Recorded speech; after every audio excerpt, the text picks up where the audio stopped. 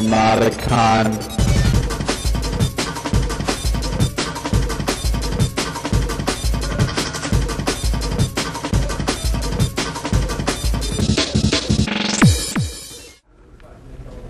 Rock. All right, good afternoon. Wow, we've actually got a lot of people here. This is like amazing. I think this is more than Froggy had for the keynote. Sorry, Paul. To begin with, just out of curiosity, before we start, are there any feds in the room? FBI? Come on. They're not going to own up to it. They have to. Any AOL users? You can leave. Who's the other one? Leave now. All right, last question. Who here is doing the scavenger hunt? No one is doing the Notacon scavenger hunt? You are. Well, you're already taken. Anybody else doing the scavenger hunt? Nobody? This is staff excluded. Okay. Staff excluded. The reason why I ask is because one of the items there, I found out.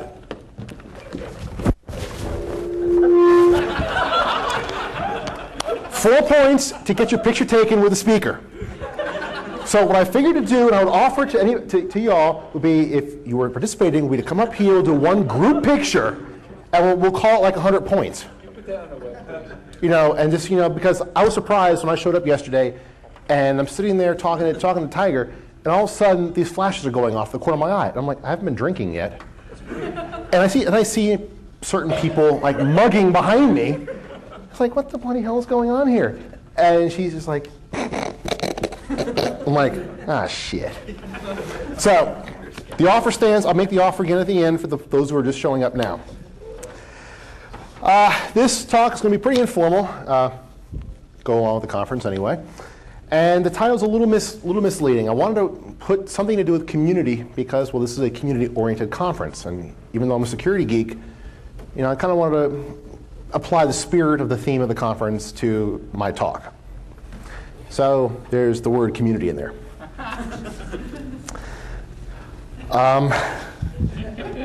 Say no more. What I'm going to talk about is really one of the major issues in the security field. Who here is a security geek just by trade or by hardcore interest anyway? Okay, just so I can get a feel for the audience. All right. We all look at IT security vulnerabilities, and you get all the mailing lists, bug track, vulndev, full disclosure, first, NSP, sec. All these lists are out there. They're the ISACs and the US CERT. You have the NIPSI and some other folks. And they were all designed to share information and help resolve security vulnerabilities. That's what they were chartered to do. Unfortunately, as we've seen, there's still no consensus on what constitutes information sharing. You've got people who say, on one hand, you know, information should be free, the John Perry Barlows of the world. And we heard that last night from Richard's talk. Pass it all out to the world, let everybody have equal opportunity to use this information. On the other hand, you've got the people who say information could be used for evil. And the fact that it could be used, bold italic underline blink tag, could, means that we have to restrict its distribution because otherwise it could, bold blink italic underline, be used for evil. And there are two very opposite ends of the extreme, and there's still no consensus on it. And despite all the hype and hoopla we've got now since 9/11 and Homeland Security, whether you're talking about cybersecurity, chemical plant security, aviation security, or lack thereof, the debate still rages on. So that's what the talk is about. And I'm not approaching it from purely technology track. Richard hinted at it last night in his talk where he said about, you know, creativity is not just technology based. It can start there or it can end there, but you can't just operate in a vacuum. And you can't create new ideas within the construct of your current box. You have to think outside the box, or in some cases, bring your own box with you. So in that regard, I'm going to start off and talk about the greater concept of the vulnerability disclosure debate, which falls under risk communications. And I'm going to go through a few slides and end up with some recommendations on where we really need to focus if we're ever going to get this issue resolved and not continue this treading water approach that we're seeing now in the cyberspace, physical space, whatever security space you're talking about. Risk communications is actually a professional discipline, been around for 30 or 40 years as a discipline. It's basically how do we communicate risks to people, the public. users, the community. There are any number of examples. You can Google for several. The one I like using is from the Army Center for Health Promotion. And basically says it's a process of building and maintaining relationships based on trust. And trust, as many of you know, is a major buzzword in the IT space, right? We have trusted systems, trusted computing platform architecture. Yeah, right. Microsoft has trusted, well, let's not go there. VeriSign provides trust with certificates, maybe. Trust is a nice new marketing buzzword. But unfortunately, a lot of times, trust always comes back to technology. And we look to technology, again, as the savior for our current problems in the real world. Risk communications, yes, communications does rely on technology, voice, video, data, internet. But it's not just a geek thing that we in this room can understand and appreciate and work on. We all have parents. Many of them probably have computers who may use AOL. How many folks have had to teach their parents how to use email? Myself included. Was that a fun process? No. How many folks have had to fix their parents' computers when they've had a problem, spyware, malicious code, whatever? Okay, was that a fun process? Not over yet. Not over yet. Talking with your parents as you were doing this troubleshooting, whether you realized it or not, was a form of risk communication. You were trying to espouse your wisdom, your knowledge to them. Say, look, Mom, don't use Internet Explorer. I gave you this thing called Firefox. It's really cool, but it's also really good. Here's why. You're communicating risks. Didn't require technology to do so. Technology was sort of the medium that occurred, but you were talking directly to them. It is not reliant on technology buzzwords. And I know in being in DC, the political capital of the world and a lot of the IT capital there, technology is everywhere. Technology is our savior. In Deus Machina. That's a frightening prospect when we're trying to talk about issues that affect our safety, our security. This slide actually builds on some stuff I spoke about in past conferences. And it's a very, very, very, very high-level view of 3 schools of thought regarding the disclosure of security vulnerabilities. A lot of this is based on IT security, but they're equally applicable for security in the real world, as well as public safety issues, medical issues, epidemics, spread of viruses, nuclear power plant meltdowns, chemical spills. These are all related. The 3 schools are pretty self-explanatory, as I said earlier. One hand, you've got people who say, let's just give the world everything. Information wants to be out there. Scott Culp at Microsoft coined that wonderful term, information anarchy, fearing that all this information will cause any number of bad guys to do even worse things. On the opposite side of the coin are the zero disclosure folks. Most of these are the government and vendors, most recently Sybase. And these folks basically fall in the mindset of, trust us, we know what's best, we will fix it for you, just live your life and do what you want to do. But trust us. We're the government, we're here to help.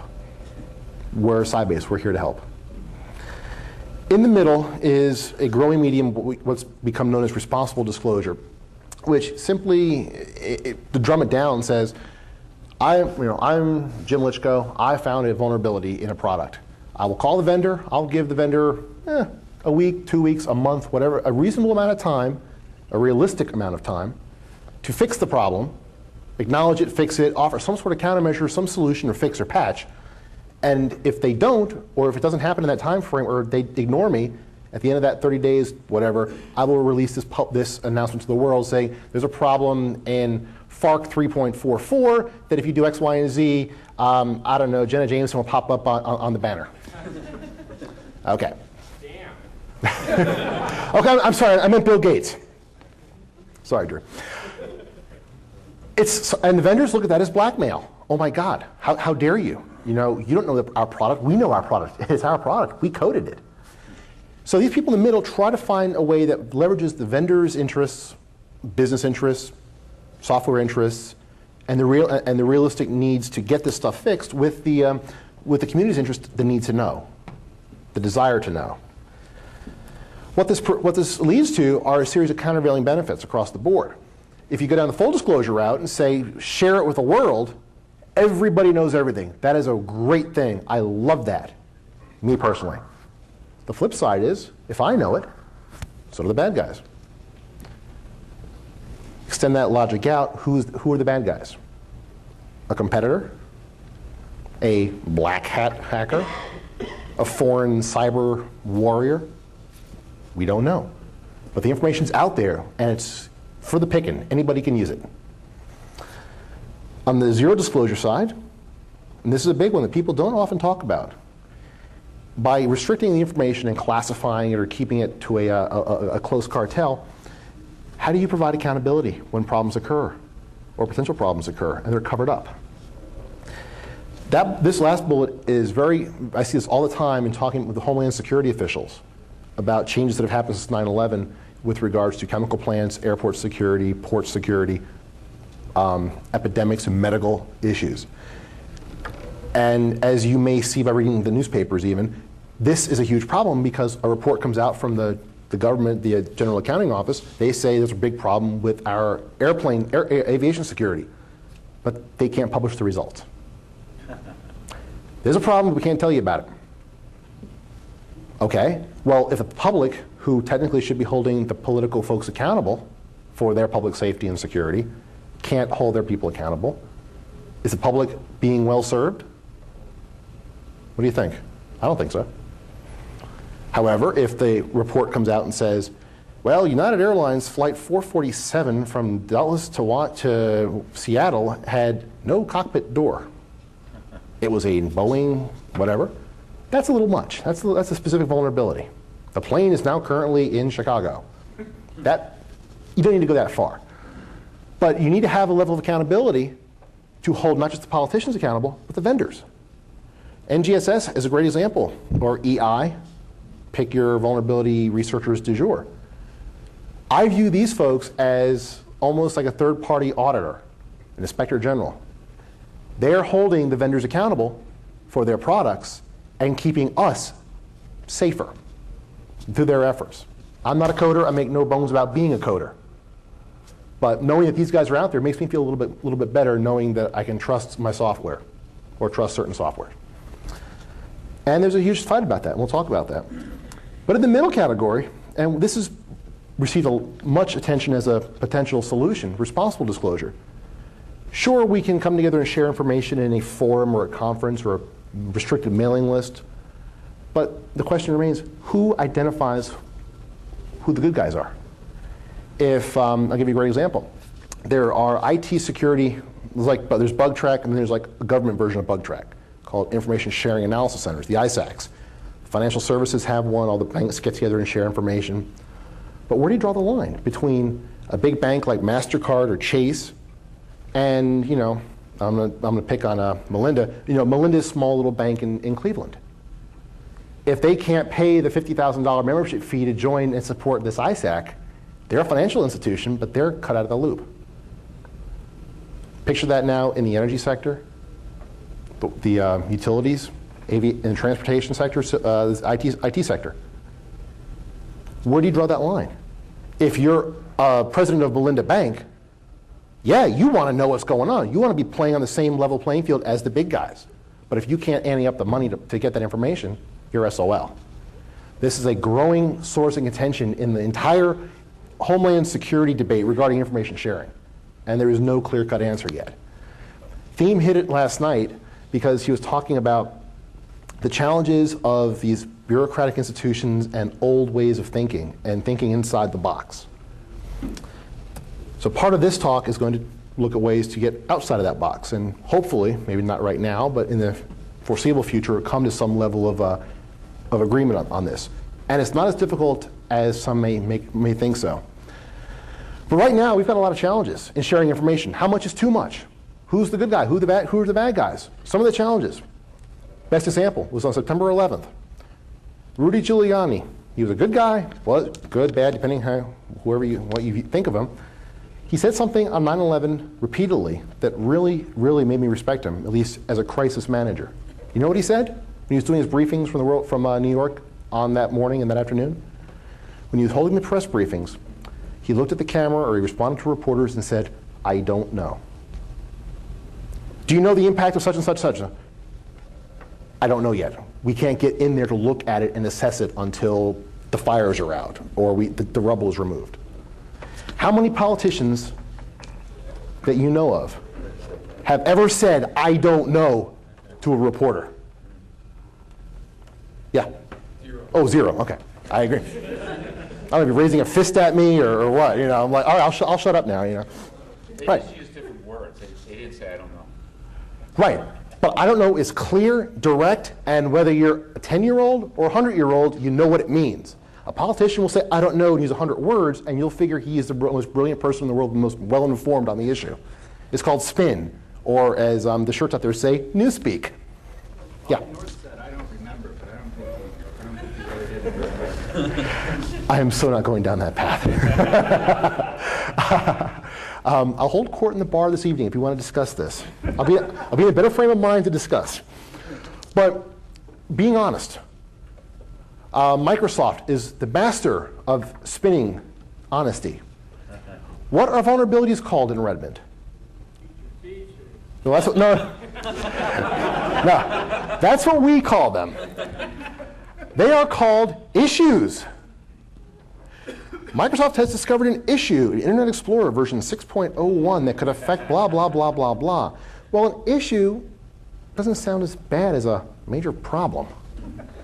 Ergo, people will be, oh, that's interesting. What's on TV? Right? They spin it.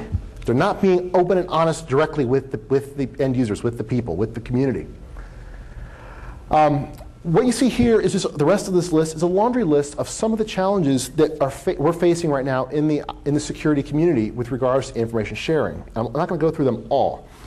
Who or what is the adversary? That ties to what I just said about the big banks, small banks. You know, you want to include all the relevant parties, but exclude the bad guys. Well, if you're a small bank and you can't play with the big guys, does that mean you're a friendly adversary? Because you're not, you know, sitting at the big kids table? We don't know. We're seeing a hard look at what's called friendly strangers. A lot of people here are friendly strangers. I see several people here once, maybe twice a year, if that. See them on LiveJournal, see them on email or IRC, but friendly strangers. I trust some of them. Hopefully they trust me. But I don't know them as well as I would know my girlfriend or close friends. But yet I trust them more than I trust somebody outside. Okay, and there are different degrees of trust, and we'll talk about those in a minute. Talk about accountability.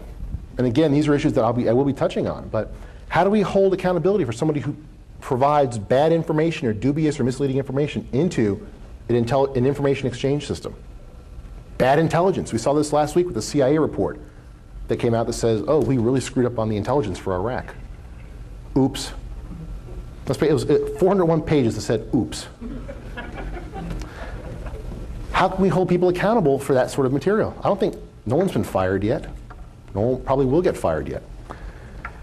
One of the joys of running email lists, and I've been running one for supporting the DoD and the intelligence community for the past 8 years now, pretty high volume, is that everybody posts under their name or a known name. Meaning that if I get an email sent to this list from William Knowles, I know William Knowles. I've got a level of knowledge and competence that I can authenticate him and at least substantiate the information he's providing. So if there's a complaint from somebody else that, oh, what's he saying, I can say, no, I know him, he's got good sources, so be it. But if it's, you know, joker22@hotmail.com, well, that could be anybody. It could be William Knowles. It could be my alter ego when I'm drunk. It could be anybody. How do you verify that? How do you hold that person accountable for that information? We don't know. I love these mailing lists where you see people, and hacker handles I've finally come to accept. So I've got several friends who do have hacker handles, and I call them that instead of their real name.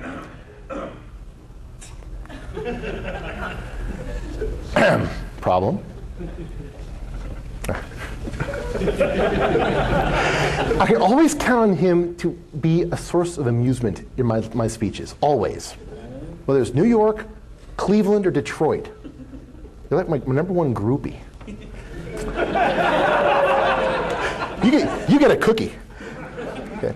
So, you know, other issues we have is that, you know, we need to have a way where if we're sharing all this information, that no single user can compromise the system in general, cannot compromise security.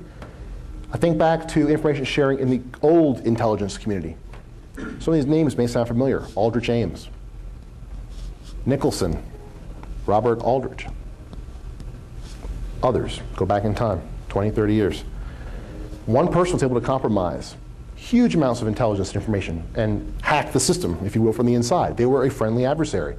They were in under the radar. How could they do this? Because once they were in, who here saw The Recruit, the movie? Al Pacino, what's her name, Bridget Moynihan, I think, whatever. There's a great line in there, and it's kind of true, even though it was done in Hollywood style. Al Pacino's talking to, who's the guy, the lead guy? Colin Farrell. And he says, when you get into CIA headquarters, once you're in the gate, you're in. It's one giant village. You can go anywhere. Their whole idea is to keep people out. For better or worse, there's some logic in that. And that's not really how it works, but the idea is that once you're in, as we all know, you're the insider. You can do some really nice damage if you wanted to. So there's a concern about how do we prevent that, or at the very least, minimize or mitigate the damage. All too often, the response to this challenge is to just flat out close the door. And in that case, you're not mitigating the damage, you're trying to eliminate it flat out.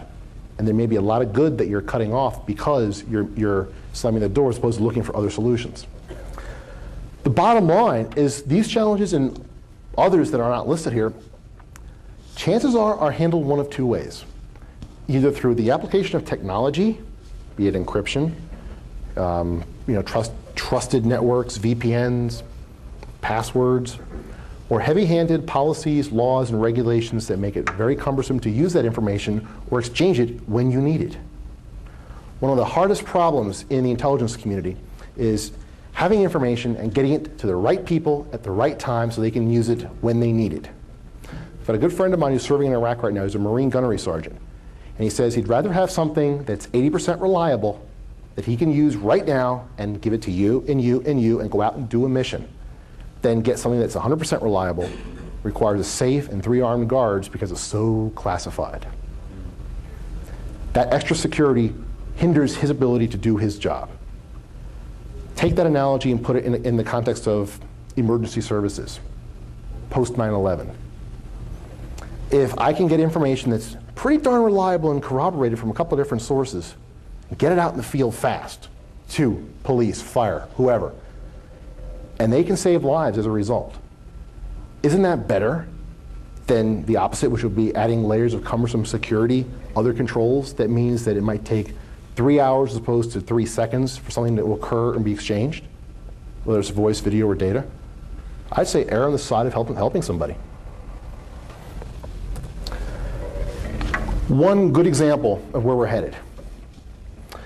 As I said, there are the 3 schools of vulnerability disclosure: full disclosure, zero disclosure, and responsible. This is the trend that we're seeing about moving towards a policy of zero disclosure. I'll just give you a second to kind of skim through it. This is taken from the Homeland Security Act of 2002, when the DHS was stood up. A little section buried deep in the legislation. Some of this is a little interesting from not just a security perspective, but just a citizen's concern about his government perspective. What they're really saying here is, in the first case, is that the government, in this case Homeland Security, wants to receive information from, let's say, backbone providers, software vendors, chemical plant companies. Give us this information so we can better assess your level of risk to a terrorist attack or an emergency. We, as the government, cannot publish that information without your permission. On one hand, this makes sense. If you're going to air your dirty laundry out, you don't want it being aired out to the world. But what if the government finds information there that presents a public health hazard or a danger to public safety or public cyber safety? Should they be able to release it to the world? Ideally, I would say yes. The law says they can't. They have to tailor it and wash it down and water it down first. Once the information is in government hands, and this is the best one, the second bullet, if a chemical plant has an accident and people suspect that it could have been prevented by better security or better safety or inspections, and somebody sues the chemical company or the government, why didn't you do something? The information that chemical company gave the government cannot be used in court. This is a broad indemnification under the guise of keeping critical information away from terrorists. Think back to Enron and WorldCom. What we're seeing here is terrorism and security, public safety, being used as a way to also kind of shoehorn in some good things for the corporations to escape accountability from their shareholders and the public. Yes, sir? Do you see these provisions more in the context of the government releasing information about the companies, or more in the public requesting information from the government about the companies? The latter. The government traditionally does not, and that goes back to the issue of cybersecurity and computer crime investigations in the 80s and 90s. People wouldn't go to the FBI because they were afraid that their vulnerabilities would come out in the court. So the government doesn't really do that. But this is if I sue my local power plant and it goes to court, and there's hints that there are damaging evidence or damaging reports that the government has on them, I can't get those reports to help my case out. Yeah, but you can still use traditional disclosure and No. go after No. the power company. No, because the power company, which I didn't include on here actually, would under the new revised laws, says that if they deem it to be critical, I forget what the designation, critical infrastructure information, they are exempt from giving it to anybody under any circumstances. But nobody would ever abuse it, would they? Not at all. Not at all. Now, let's keep in mind, and the others self-explanatory, the federal law overrides any state or local Freedom of Information Acts. So this standardizes this disclosure position. What is interesting is, I think it was on Slashdot last week or 2 weeks ago, it was a rehash of a story that I've heard repeatedly since 9/11. The use of the government has said to private pilots, you cannot fly around nuclear power plants, chemical plants, whatever. Makes sense. I kind of agree with that. Having been a pilot, I steered clear of those things. But they say you cannot fly near these, but we can't tell you where these areas are. The blind leading the blind. I don't even know where to begin. But this is the logic that we're seeing, where we consider something so sensitive. Now, who here lives near a nuclear power plant? Which one, sir? Which one? Bessie. Bessie? Okay. If you wanted to find Bessie power plant, how would you go look for it? You're a terrorist. Just go look.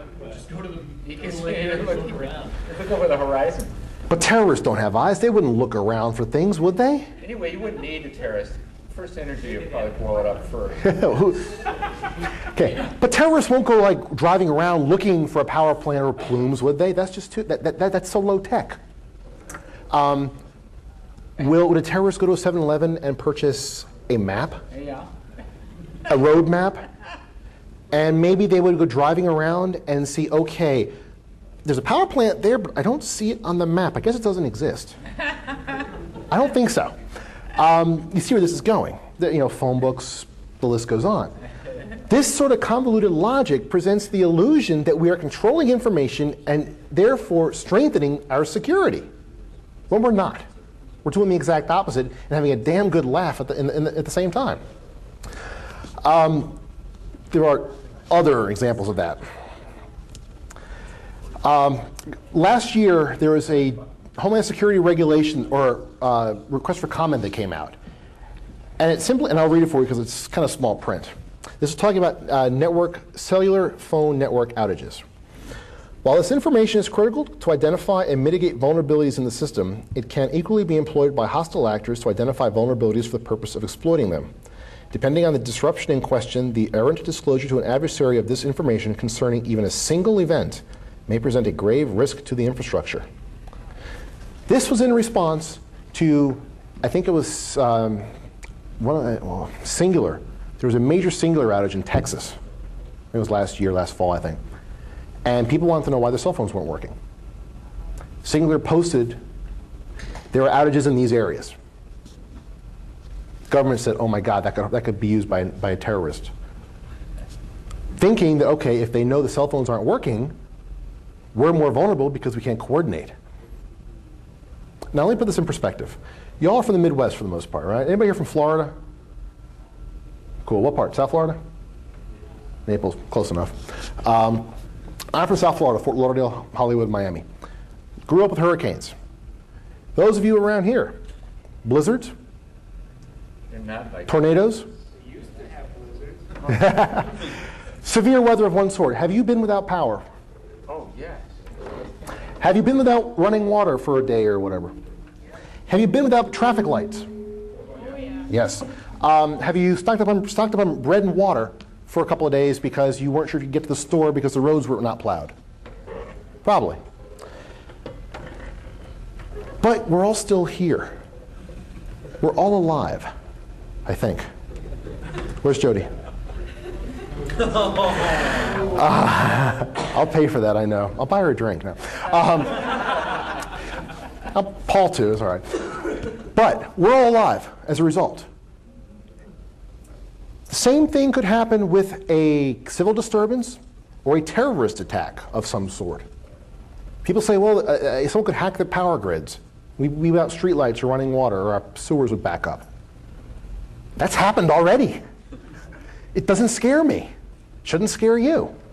But again, the possibility that these things could happen, keyword could, has resulted in a mindset that's now reminiscent back of the Cold War mindset, where it was us versus the evil, bad, red communists, and we must therefore censor it out of the public eye because it could be used against us. I highlighted the products and services because that's my little crusade concern at the moment, which is, as I alluded to before, when you've got companies and vendors hiding behind Homeland Security rules to cover up their own mistakes and escape accountability. A lot of times we're seeing information, and having worked in the intelligence field, all right, I've been on the inside of the green door, to use the spooky term. Most of what I've seen, albeit in the IT security space, that's been classified, all this mumbo jumbo, has been the same stuff that I will see when I go home and it's in my inbox, seen at a conference, talked about with over beer and drinks, same information. There's no special IP addresses or whatever. Threats are the same, the vulnerabilities are the same. But the classification was being done to allow either the agency in question or the office or the organization or people to avoid accountability or to say, I know a secret and Drew doesn't. So you better play nice with me come next budget cycle or you're not going to get your money. That's the way Washington works. And if you talk to people like Bruce Schneier, Dorothy Denning, me, we will all tell you the same thing, that a lot of what we're seeing in security these days, whether it's vulnerability disclosure or the broader sense of homeland security or cybersecurity, is smoke and mirrors. Schneier has a great analogy. He calls it security theater. I like that. I really do. It's the illusion of security. We have, who flew in to the conference? TSA, the passenger screeners, the gate rapers. Take off your shoes. Show me your laptop. Show me your panties. Oh, is this a sex toy? Put it away. Whatever. Those folks are there to make the flying public feel safe. They are ineffective. Government auditors have said so. It's illusion.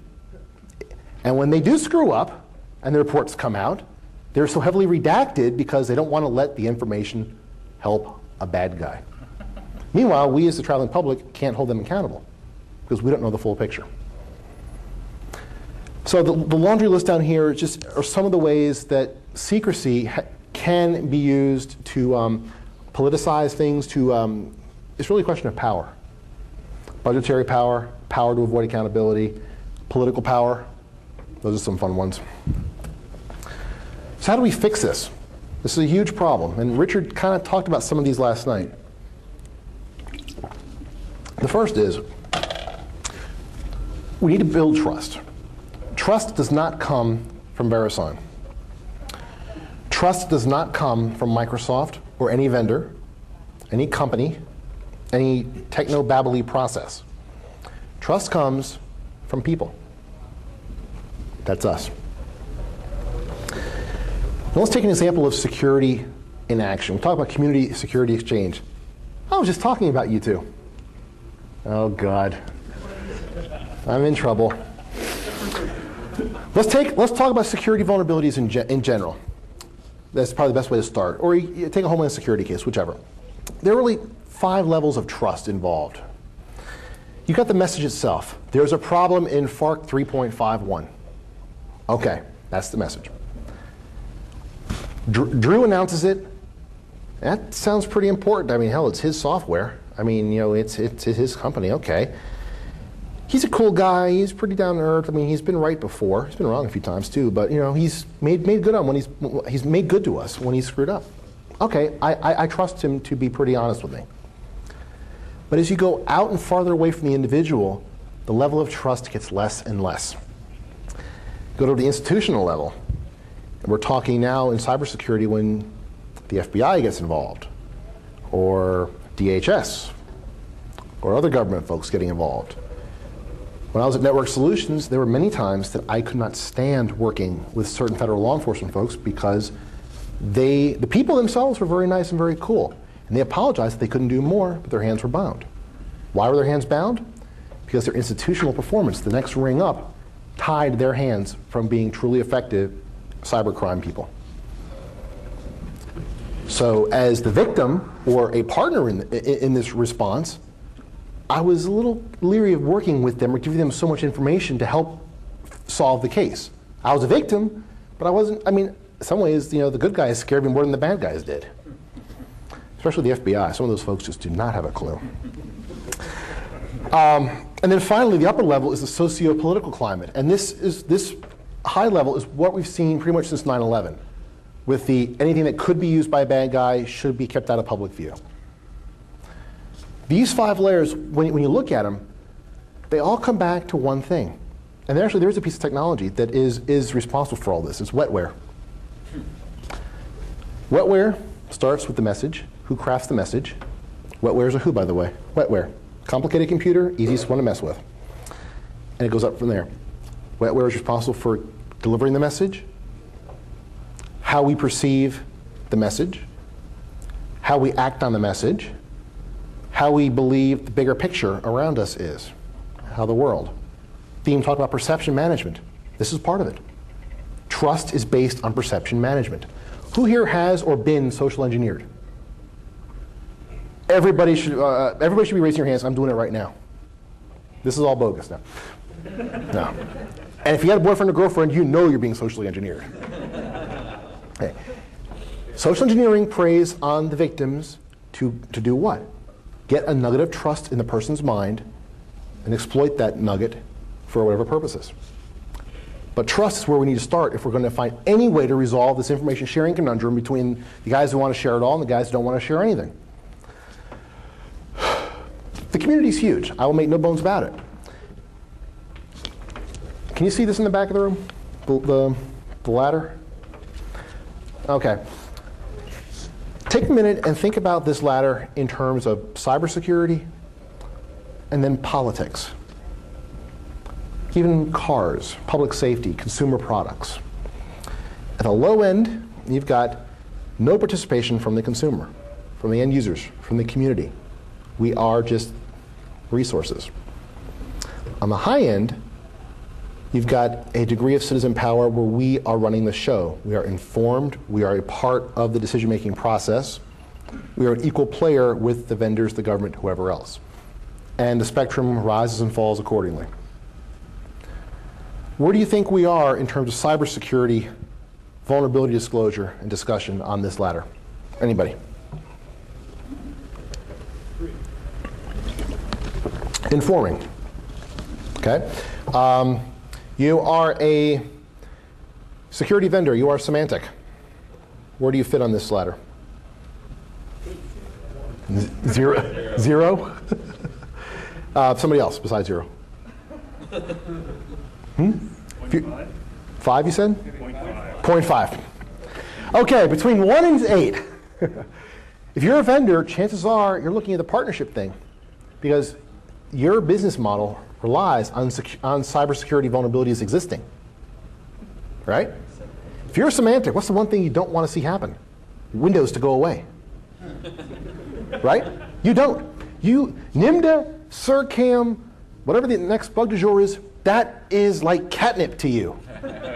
Because you know your job is going to be safe for a good long time. With that mindset, their goals and their motivations on information sharing are skewed. Because they're not so per se interested in looking at helping you. They're interested in helping themselves. That's why you see issue as opposed to major problem. Feature opposed to unnecessary. Things like that. Where you stand goes a long way in how you're being perceived by the community, and in reverse, how we and what our ability to act and help ourselves are in such cases. We'll talk about that. Security is different in a couple of key ways, and this is my bread and butter is IT security. Information security and the spread of vulnerability information, exploits, whatever, helps us because we can see what bad coding looks like, see how mistakes are made, learn from that, and apply that to the future. At least that's the ideal case. Now, I said exploits. I don't mean we should be publishing exploits. I think that's kind of pushing the envelope in some cases. But saying there's a problem, here's what the problem is, here's what it looks like, that's very helpful. Information security, cybersecurity is not the equivalent of Ebola or smallpox. People in this room, we can be dangerous with computers, no doubt about it. People in this room, for the most part, can't be dangerous with smallpox. We don't have the technology, the mindset, the know-how. So the potential for us to launch a smallpox attack is limited. The potential for us to spread malicious code is pretty up there, or it could be. So in this case, secrecy really doesn't benefit anybody because you're rolling the dice. I love going to government conferences when they say we should classify everything. And they do. They try to say that. Because they forget one little important thing. Is that just because the US government classifies something we know is secret, we're going to keep it to ourselves, doesn't mean that the Russians, the Chinese, us, that we don't already know about it. 0 days can be out months before the government hears about it. And that does kind of happen. So by classifying all this information, who's it really helping? Nobody. An ongoing problem with this, within the security space, is that there's really no major difference between what's an attack tool, a hacker tool, and a legitimate tool of defense or system administration tool. A couple years ago, CDC released back orifice, and then BO2K. Which one? Yeah. Came out, and what did it say? This is an evil hacker tool. It's bad. It's malicious. It's bad code. Why? Because let somebody remotely control a system. Eject the CD-ROM. Exactly. But yet, you could go drop $1,000 to Comp Useless and get what? PC Anywhere. PC Anywhere, Timbuktu, any number of things. You can pull down something like VNC. I was saying VLC, VNC, and do the exact same thing. But PC Anywhere doesn't wrap itself around other executables. True. However, work with them. But the reality, but You eject the CD-ROM. It also doesn't. right. There are subtle differences. Those are features. That's why I like that tool. But the functionality is the same. And yes, there are some differences, and there are valid points. Does PC Anywhere go on IRC? It could. Well, if you use Visual Basic Scripting and you scripted a couple of little applets, you could drop it in there and probably could work something out. Or click a checkbox? Exactly. But regardless, the functionality was pretty much the same, for the most part. There are some features, of course. So in my mind, there's no difference. When I had a government person come in my office when I was working for a government security group, and they said, well, why do you have these hacker tools? I'm like, these are what we use to test our security. Well, we have a security budget. Yeah, we bought ISS. It's sitting in the shrink wrap. These are better. So there's no difference. It doesn't really benefit anybody to draw that line anywhere. Looking at publishing security knowledge presents this ignorance that we're seeing in the security space. We talk about, Richard talked last night about, you could be so caught up in the environment that you're unable to see outside of the environment. That's true. That's why you'll never see security consultants, security companies, vendors say what really will implement strong security. I'm not saying just get off Microsoft, but offers sound practices, saying Sarbanes-Oxley or HIPAA sounds good, doesn't work. There's too much money in there. It's job security for them. But yet checking boxes does not strengthen our security. Long story short, when we're trying to classify things and keep things to ourselves, the odds are against us because we may know it, but chances are somebody somewhere in the world knows it as well. I was in Brazil a couple of years ago giving a lecture to a very scary audience, which is the Brazilian Central Intelligence Agency. Yeah. This is a US-sponsored trip, I will say, so it's okay. I was terrified. 250 people in an audience. They had not a smile on them at all. One light coming down on stage. I'm sitting at a desk, a table with a microphone, and a pitcher of water on it. Like I was like, Lubyanka, and like, who's going to shoot me? Question came up during Q&A. Of course, there were like 3 or 4 embassy folks there who were with me, and somebody from our CIA who was there to kind of see what questions were being asked of me, the cybersecurity guy coming here to lecture. Question came up. What's your take on the restriction of encryption, strong encryption by the US government? How come you can have it and other countries can't? I'm like, I didn't want to deal with politics here. I want to go back to my country. I've got to wash the car. Please don't do this. And I stopped for a minute and I said, look, when you think about it, encryption is simply mathematics. This is a brilliant response. I mean, I'm very proud of myself for how I phrased this. In this environment, there's a bead of sweat running down my back at this point. I said, crypto is simple as mathematics. And whether you find out now or in 15 years, you're going to find out. So I don't agree with the policy, but just think of it as math and you'll do okay. And the CIA guy is like, good one. It's like, whew, no diplomatic incident here. But it comes back to saying the odds are against us because we may know about it, but it'll come out eventually. We were talking about trusting each other, and there's a lot of text here, but really what it comes down to is that we're trusting more and more things. We're people, we're human, we trust each other, we build trust, we gain trust, hopefully we keep trust. The same is true with computers and systems and networks. But over time, as we start accepting and embracing more and more people in our network of trust, this system that has all this trust involved can be completely subverted from the inside if one person, one friendly adversary, messes up. As I said earlier, the Hansen case, Ames, you name it. There's a great paper that came out. I've got it upstairs called "The Collision of Paradigms," and it goes into how you define trust for the new millennium. It's really good. I'll give a URL if you guys want. We're almost done. We'll really quickly go through a couple of myths and realities. And this is applicable whether we're talking about cybersecurity or public safety or anything in between. Telling people about a risk is more likely to cause alarm than if we say nothing. Reality is, it means we give people a chance to express their concerns and take action. If I'm a systems administrator and there's a 0 day out there, I want to know what to look for. Tell me, here's a snippet of code, here's what it looks like, I'll throw it up in my snort filter, I'll look, at least I can be on guard for something. That's letting me do something to empower myself and take charge, rather than sitting back waiting for a vendor alert that might never come. Number 2, communication is less important than education. If people knew the true risks, they would accept them. The reality is, and this is what I've been talking about, we have to pay just as much attention to the process we use to communicate these risks. Risk communication, trust, interpersonal skills. Pay as much attention to those skills as we do to the actual message itself. I love the 3rd one. We shouldn't go public until we have a solution. Sound familiar? That's where we are right now. And as I said, I want to know something, give me some little bit of information, A, to help me protect myself, and B, allow me to feel that I'm part of the security community at large, that I can make a difference, that I'm not just an end user slave. These issues are too public and too complicated for the end users to understand. Well, the reality is, the end users don't need to know every technical nitty-gritty detail. You can release multiple vulnerability alerts. Some places do, the government does. But we have to remember to separate public disagreement with our policies with the actual message itself and remediating the vulnerability in question. Those of us who are geeks may have a problem with this next one. Leave technical decisions in the hands of the technical people.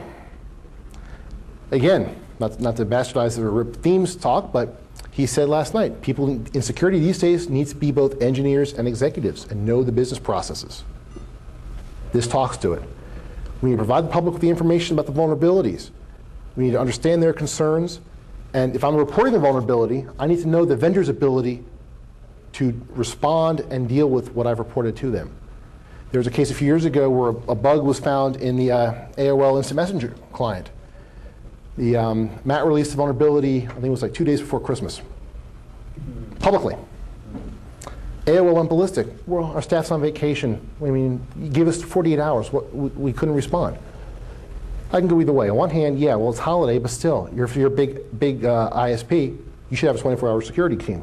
On the flip side, Matt was immature by only giving AOL 2 days to respond, knowing it was a holiday weekend, and it looked to everybody like he was doing it for kicks.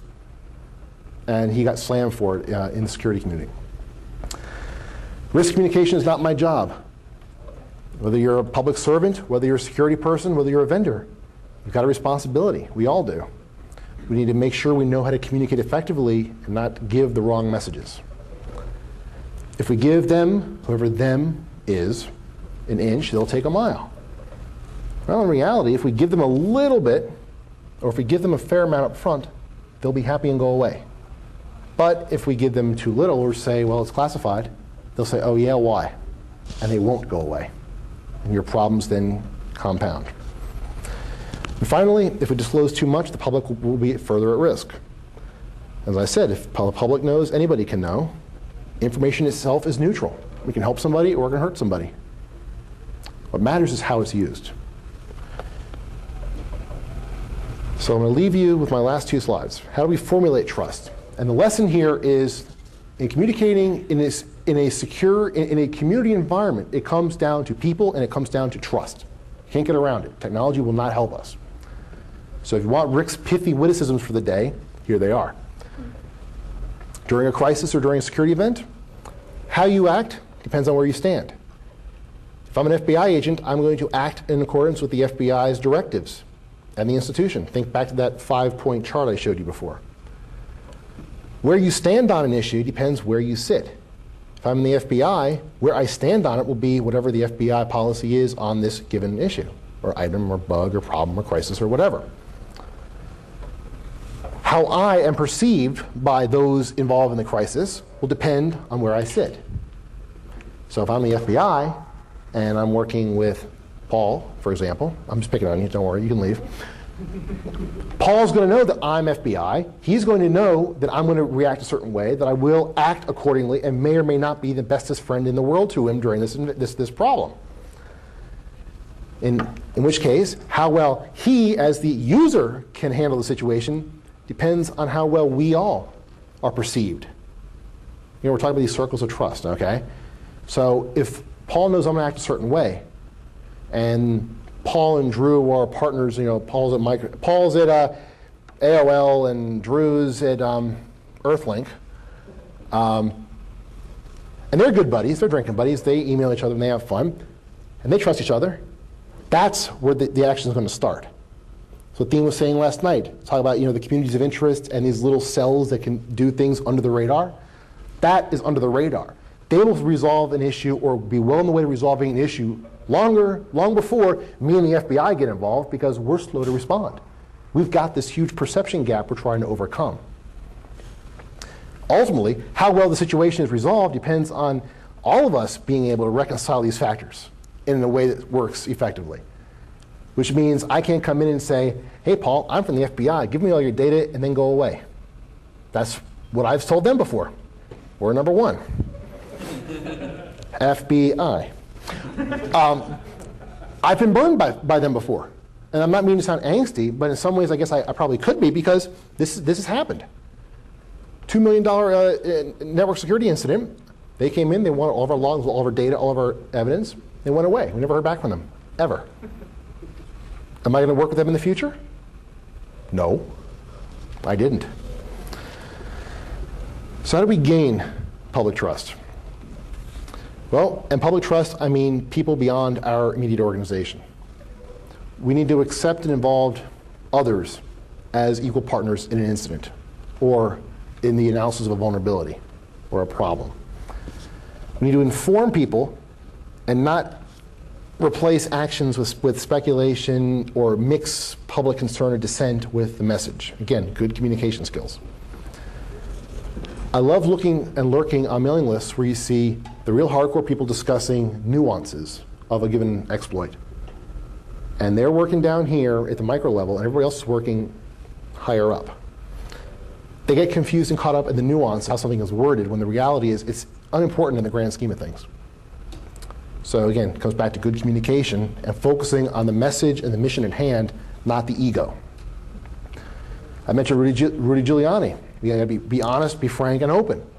I would love for a software vendor to say, yep, we screwed up. There's a problem. Oh, wait, somebody did actually. Apple did that with iTunes a couple of years ago. When you installed a new version of iTunes, it wiped out your iTunes music folder.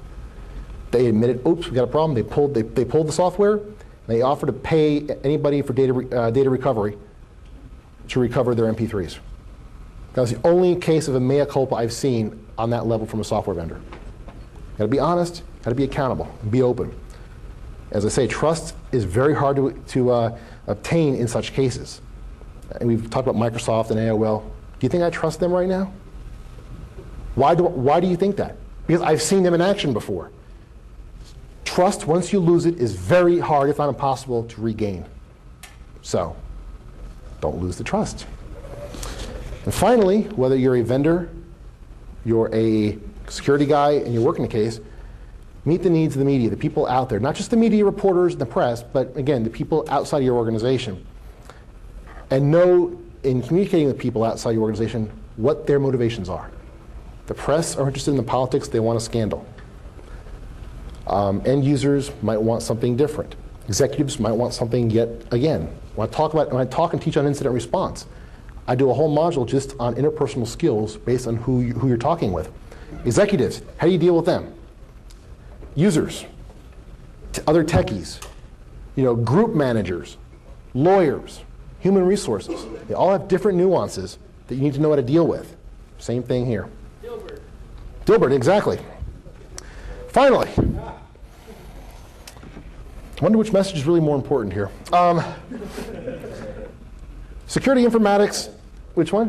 The one in bold. Which are available for sale at the front desk. Well, you missed the other plug I did for you at the beginning. Oh, bless your soul. I'm trying to make up for things, dude.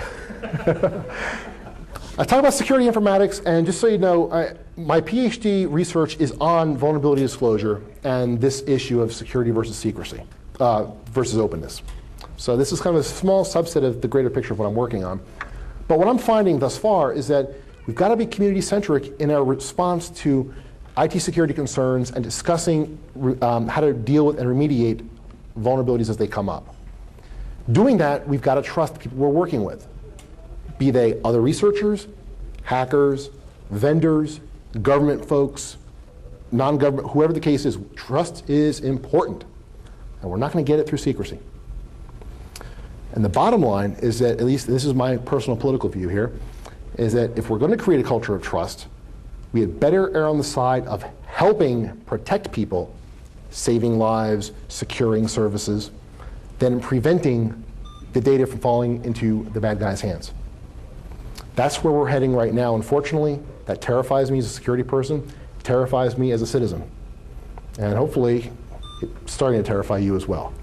With that, I am 2 minutes and 15 seconds away from being thrown off the stage. Are there any questions, comments, dirty looks? Question? Just one question real quick. On that graph that you have, the 5-point graph on levels of trust, you have two axes there. One goes to complexity, and the other one degrees of abstraction. I was just wondering if you could explain. Sure. I can. Next question. Basically, I mean, the axes, if you go out, take the outer band, socio-political climate, all right? That's probably the easiest one to explain because the message gets very complicated because you've got so many other players and spinmeisters involved. And as the complexity gets greater and greater, the people who are involved know less and less about the issue at hand. So the level of abstraction is greater. Because you get a politician saying, cyber terrorists are bad and must be eliminated. Nuke them all. Senator, what's a cyber terrorist? They're a bad guy. You go. They're out here. As opposed to a Bruce Schneier talking about the issue who is way down towards the axis because the guy's got a major clue. That answer your question? Yes, sir. Last one. Yeah, last one. You mentioned about setting up content filters and those kind of things for 0 day. Mm-hmm. A true 0 day, you would have no idea what to filter. You'd have to cut everything. Your point? Well, the point is, how do you handle that? You cut everything? No, well, zero days are just that, 0 days. That's when they just come out. Chances are you're not going to know about when they're out until they start populating in the wild and being applied. So there's always going to be the knowledge gap in favor of the adversary. That's a reality that people seem to forget. Okay, but what are you going to do? There's nothing you can filter on. Cutting everything. Who's going to talk about it? This is about talking about security. Right. The idea, there will always be that gap, and you cannot, you can maybe shrink it somewhat if somebody finds out about the 0 day and goes public with it or whatever, but there will always be that window of vulnerability where you will not be able to do anything because you don't know about it. Once you know something, you can filter on it. It's no longer really a 0 day. Well, if it's made public, it's not a 0 day anymore. Then it's a today. At that point, it's a vulnerability. It's probably got a CVE. We know about it, and we're going to start moving forward. I don't know the exact definition of a 0 day, but once it becomes out in the public, it's no longer a 0 day. Am I correct? For the most part, yes, no? Where are my security geeks? My definition is once you can do something about it. Otherwise, it's Right.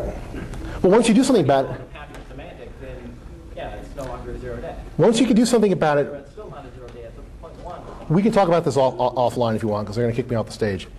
If there are any other questions or comments, I will be hanging around here. I will be holding court at the bar from around 8 o'clock tonight until closing time. So feel free. Thanks a lot for listening, not throwing things, for staying awake. Thank you.